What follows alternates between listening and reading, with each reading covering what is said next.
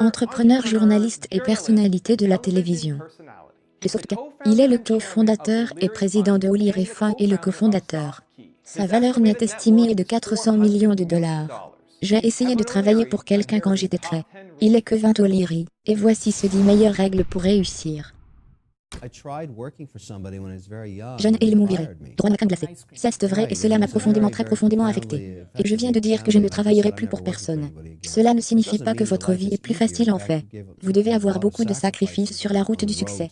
Et beaucoup d'échecs en cours de route. Je trouve juste que c'est une façon plus intéressante de passer son temps et je crois vraiment en ce concept d'argent qui achète la liberté. Je pense que c'est une quête très noble pour un certain pourcentage de gens.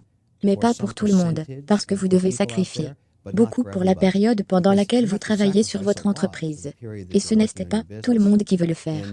Je pense que vous trouvez cela dans le vôtre, vous commencez dans cette voie, et si c'est trop un sacrifice, vous revenez à être un employé. C'est très noble de le faire aussi, mais ce n'est pas la même chose.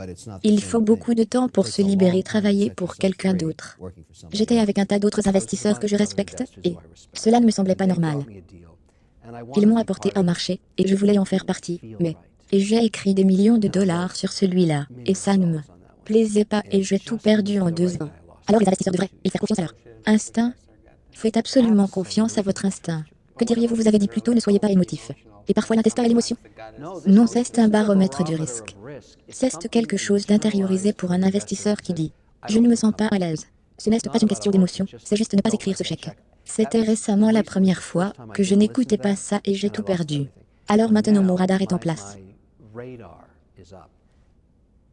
J'écoute mon instinct, ce n'est pas une émotion. Vous devenez un meilleur investisseur chaque année. C'est un indice de risque, et vous obtenez moins en vieillissant. Si seulement je pouvais vivre jusqu'à 200 ans, je serais vraiment bien. Diversification. Ce que j'ai appris qui fonctionne, si vous êtes un investisseur.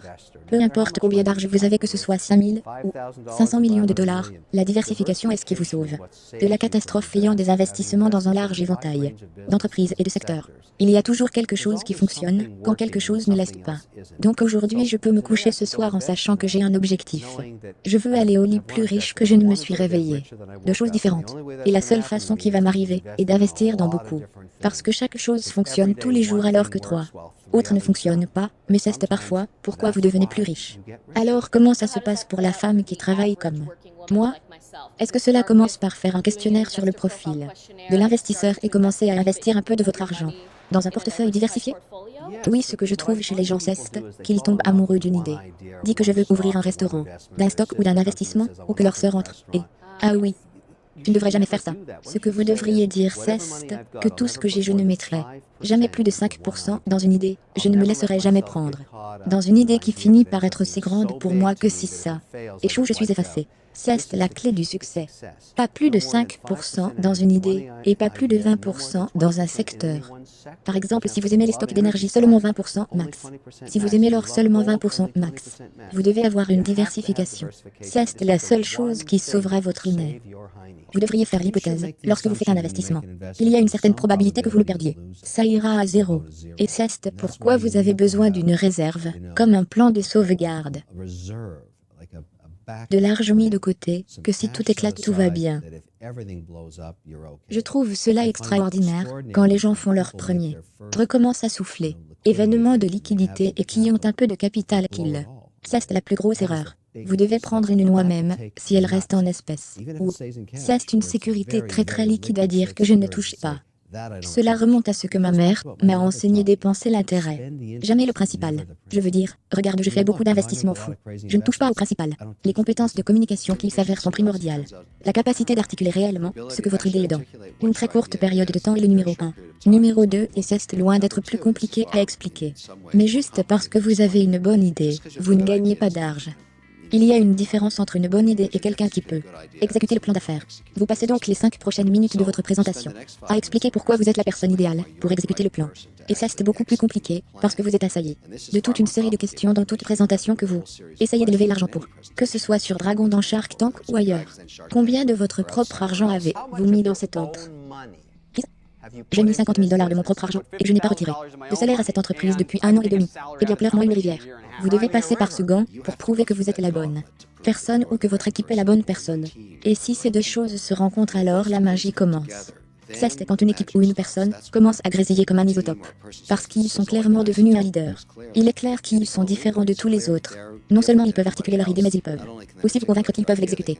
La raison pour laquelle la plupart des gens échouent dans les affaires est qu'ils font l'hypothèse qu'ils sont bons à tout.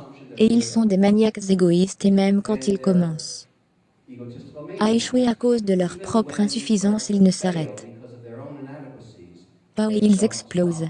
C'est une situation typique pour un entrepreneur. Donc vous devez vous regarder dans le miroir et c'est parfois difficile à faire et dire qu'est-ce ce que je suis vraiment bon. Et qu'est-ce que je crains? Parce que vous ne voulez pas perdre votre temps à faire des choses auxquelles vous n'êtes pas habitué. Je vais vous donner un exemple, je déteste la logistique et les opérations. Si vous avez une société de logiciels, vous devez faire 10 millions de disques par mois, et vous n'aimez pas cela, vous feriez mieux de trouver un gars qui sait comment faire cela et vous feriez mieux de le faire votre partenaire très tôt dans le processus. Et je veux dire partenaire, je veux dire que vous lui donnez quelque chose. Vous donnez l'équité pour combler les faiblesses de votre propre portefeuille. C'est la clé du succès. Je ne ferai jamais d'argent par moi-même. J'ai vendu de nombreuses entreprises, maintenant j'ai commencé beaucoup. J'ai échoué à plusieurs, les seuls dont j'ai vraiment tiré profit sont des partenariats, où je trouvais des gens qui étaient bons dans des domaines où je n'étais pas bon. Je ne parle pas des employés, je veux dire leur donner l'équité dans l'entreprise afin qu'ils aient les mêmes risques et désirs que moi. Il n'y a que deux choses qui comptent dans les affaires. L'un dit est propriétaire, et l'autre est un employé. Devinez lequel vous voulez être. Et je me suis souvenu d'une histoire qui m'a vraiment affectée il y a des années. Ma mère née à Montréal travaillait dans une entreprise appelée parce qu'il est payé chaque semaine le jeudi matin. Kitito et elle rentrait à la maison pour le dire à mon frère et à moi. Elle investissait toujours un tiers de son salaire dans les obligations de Bell avec des coupons. Elle me disait toujours les garçons ne dépensent jamais le capital, juste l'intérêt et n'achètent jamais une sécurité qui ne rapporte pas de dividendes. À cette époque, les actions payaient des dividendes plus élevés que les obligations. Par exemple, Bell Canada a obtenu un rendement de 6% sur ses papiers de 5 ans les obligations. Le stock en a rapporté 7 pour inciter les gens à prendre le risque de posséder des actions et nous nous sommes perdus quelque part entre les années 50 et 60 et 70 et nous avons pensé que c'était un bon investissement pour acheter un titre qui ne payait pas. Dividende qui pour moi est fou. Donc de toute façon, je voulais fonder une entreprise là-dessus. Le concept de base de ma mère, parce qu'elle est morte il y a quelques années et j'étais l'exécuteur testamentaire de son état et j'ai regardé son portfolio, qu'elle n'a jamais partagé avec personne. Mes 40 ans dividendes et obligations composaient 73% des rendements des marchés au cours des 40 dernières années provenaient de dividendes et non d'appréciation du capital, et il le savait intuitivement. C'est ainsi que nous avons construit la fondation des fonds O'Leary. Nous avons écouté maman. Nous ne détenons aucun titre qui ne verse aucun dividende. Je n'achèterai jamais un titre de ma vie qui ne rapporte pas de dividendes. Ce n'est pas un retour d'argent pour moi, c'est une spéculation. Et si un manager ne peut pas m'envoyer d'argent, ça ne m'intéresse pas. Souvent votre famille viendra à vous, votre cousin, votre oncle, votre sœur disant s'il vous plaît investir dans mon entreprise. Vous devez faire la différence entre la famille, les amis et l'argent. Vous devez faire attention à ne pas vous retrouver dans une situation où vous perdez votre argent parce que vous vous êtes impliqué émotionnellement.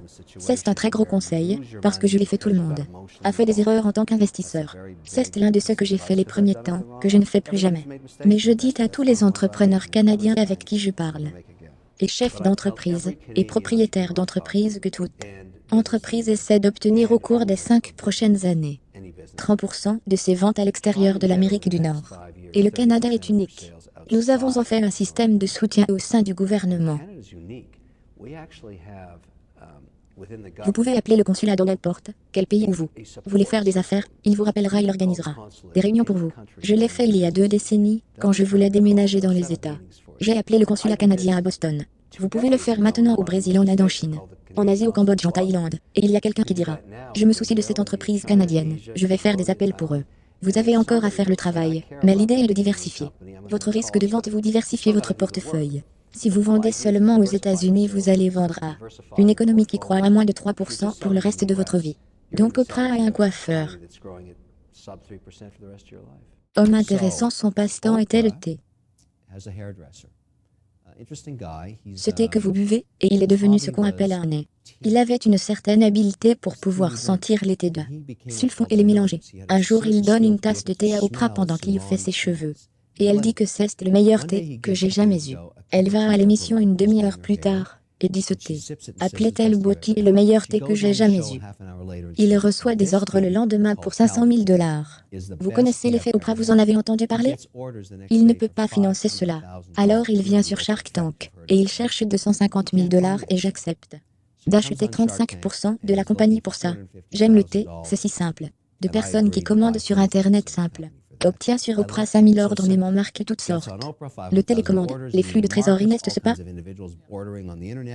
Alors que nous sommes en train de faire l'affaire la série B, diffusée et Jean Bajuis, une société publique dit que nous voulons être dans le secteur du thé. Nous aimons cette histoire, nous aimons la marque, je veux acheter l'entreprise. Je n'ai même pas encore écrit le chèque et bang, l'affaire est finie. Sensationnel. Oui ou non? C'est le genre de marché que j'aime, parce que c'était simple. Ce n'est pas une histoire de texte compliqué. C'est du thé avec une marque. Maintenant vous allez dans un jus de jambes partout en Amérique du Nord. C'est mental beauty. Sensationnel, c'est vrai. N'est-ce pas merveilleux? C'est merveilleux, c'est pour ça que tu es? Eh bien c'est pourquoi je suis Monsieur Wonderful, sur lesquels vous gagnez de l'argent. Mais je regarde de cette façon, les offres simples sont celles. Donc je récupère cet argent, je le redéploie. J'aime donc les histoires simples, avec des revenus qui leur sont attachés. Les trucs de haute technologie, je suis sorti de ce marché sieste. Tellement compliqué, tellement peu aller mal, donc j'aime juste les offres où ils voient un chemin facile vers les recettes. Merci beaucoup d'avoir regardé. J'ai fait cette vidéo parce qu'Adila Lebert me l'a demandé donc. S'il y a un entrepreneur célèbre que vous voulez que je profile ensuite, laissez-le dans les commentaires ci-dessous et je verrai ce que je peux faire. J'aimerais aussi savoir laquelle des 10 règles de Keva O'Leary a eu le plus d'impact sur vous. Laissez-le dans les commentaires et je participerai à la discussion. Merci beaucoup d'avoir regardé. Continuez à croire et à bientôt.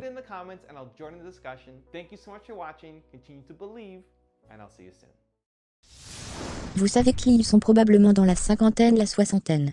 La 70 et même plus leur mandat numéro 1 pour leur propre stratégie d'investissement et la préservation de la richesse. Deuxièmement, c'est le revenu. Et enfin sur le e-parade, l'appréciation du capital. La seule façon d'obtenir une plus-value du capital est de trouver des sociétés qui génèrent des flux de trésorerie disponibles. Je ne crois pas au revenu c'est mambo jumbo pour moi. Je crois en large libre après le CAPEX. Vous me dites combien de cash flow libre vous gagnez chaque trimestre. C'est la seule chose qui m'importe. Je ne veux rien entendre d'autre parce que si vous ne l'êtes pas, vous ne pouvez pas mentir sur l'argent. C'est ce que j'aime de l'argent. Il n'y a pas de vision, il n'y a pas d'histoire, il n'y a que de l'argent. C'est à quoi je fais confiance, et c'est ce que je comprends. Je trouve donc des entreprises qui se développent en espèces. J'achète leurs dettes, leurs prêts, leurs convertis, leurs actions. Ordinaire parce qu'elles paient des dividendes et j'attends les mauvaises herbes. Je suis payé chaque trimestre. Tout ce qui ne me paie pas intéressé. Quand il s'agit de gagner en affaires, j'aime être très compétitif. J'aime verser de l'huile bouillante sur mes concurrents et penser tous les jours comment puis-je les tuer? Parce que c'est la guerre des affaires.